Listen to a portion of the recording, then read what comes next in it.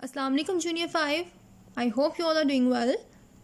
Dear students, we are doing our topic physical features of the earth. In our last week class, we have seen the introduction and first question of this chapter. I hope you all have watched that video and understood the topic as well. Today we will see the other two questions, blanks and true false. But before starting it class, मैं आपको बताती चलूँ कि हमने जितने भी questions cover करने हैं वो सारे उसी टॉपिक्स में से होंगे जो हमने अपने इंट्रोडक्टरी लेक्चर यानी फर्स्ट लेक्चर में देखे थे. So class listen all the lectures carefully ताकि आप इजीली अपनी एक्सरसाइजेस को सॉल्व कर सको. एंड वन मोर थिंग, ये सारे क्वेश्चंस आप लोगों ने अपने नोट्स यानी जुलाई असाइनमेंट जो आपने स्कूल से कलेक्ट की है उसके ऊपर से देखने हैं और वहीं से याद करने हैं. Okay class, I hope you all get it now. So move forward and see the question number 2. Fill in the blanks choosing the right words. In this question class, the words are given. You will choose the right words for the right sentences. So let's see the words first. Mountains, plains, moving, landform, mantle and salmon. Number 1. There are dash continents. 7. यानी हमारे 7 बड़े आज़म हैं. Do you know class what are continents? Continents are the large masses of lands. यानी हमारे ज़मीन को 7 हिस्सों में डिवाइड किया गया है जिसे क्या कहते हैं? Continents. Number 2. The dash surrounds the centre of the अर्थ. यानी हमारे ज़मीन के दरमियानी हिस्से को क्या कहते हैं? Mental. You can C in this picture the second layer of our earth is mantle which is made of hot rocks. यानी हमारे ज़मीन का जो सेंटर है यानी दरमियानी हिस्सा उसे क्या कहते हैं? Mental. Number 3. any natural shape on the earth's surface is known as a dash landform. Do you remember class? I told you that our earth is uneven.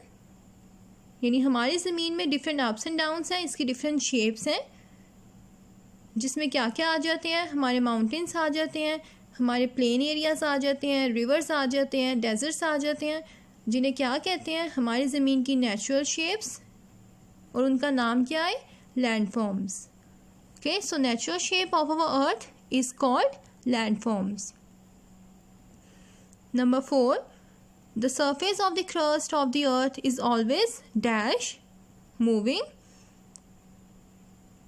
यानी हमारे अर्थ की जो फर्स्ट लेयर जिसे क्रस्ट कहते हैं वो हमेशा मूव करती रहती है यानी हरकत में रहती है. In this picture you can see the first layer crust of our earth. यानी ये वो लेयर है जहाँ पे हम सारे रहते हैं और ये लेयर क्या करती रहती है? हमेशा मूव करती रहती है. Number 5. Landforms include dash and dash, mountains and plains. Landforms में क्या क्या आता है? Mountains means पहाड़, plains means मैदानी इलाके. So now class, after these blanks, see the question number 3. Write T for true and F for false. Number 1. Streams, creeks and brooks are ponds. It's true. यानी नहरें, चश्मा और नदियाँ ये सारे क्या कहते हैं इन्हें? पॉन्ड्स मीन्स तालाब. You can see the ponds in this picture. यानी वो area, the small area of water, यानी वो छोटी सी जगह जहाँ पे पानी इकट्ठा होता है उसे कहते हैं तालाब यानी ponds. So this sentence is true. यानी ये सारी जो टर्म्स हैं वो एग्जाम्पल है हमारे पॉन्ड्स की, यानी वो जगह जहाँ पे पानी इकट्ठा होता है. Number 2. Hills and mountains are equal in height. यानी हिल्स एंड माउंटेन्स हाइट में इक्वल होते हैं. No, it's false. See this picture class. Mountains are the highest point of the earth.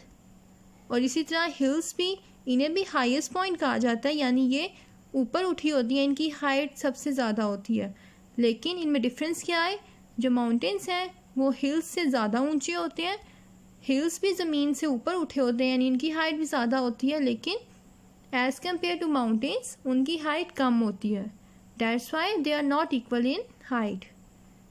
Mountains hill से ज़्यादा ऊंचे होते हैं. So this sentence is false. Number 3, we build houses on plain grounds. यानी हम मैदानी इलाकों पे अपने घर बनाते हैं. Yes, it's true. You can see the picture of the plain grounds.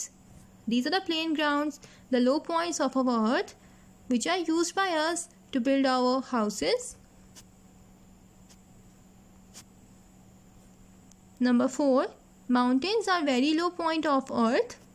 It's false because mountains are the highest point of our planet earth. And last one is, there are mountains under the oceans. It's true. यानी हमारे समुद्रों के नीचे भी बहुत सारे mountains यानी पहाड़ पाए जाते हैं. इस वजह से ये क्या है? True. So okay class, these 2 questions are enough for today. I hope you all get it. In our next lecture, we will see the next question of this topic. So class, what you need to do after watching this video, learn all the questions properly from your notes. और इसको याद करने के बाद आपने इसका test अपनी मामा को देना है ताकि साथ साथ आपकी पेपर की तैयारी भी होती रहे.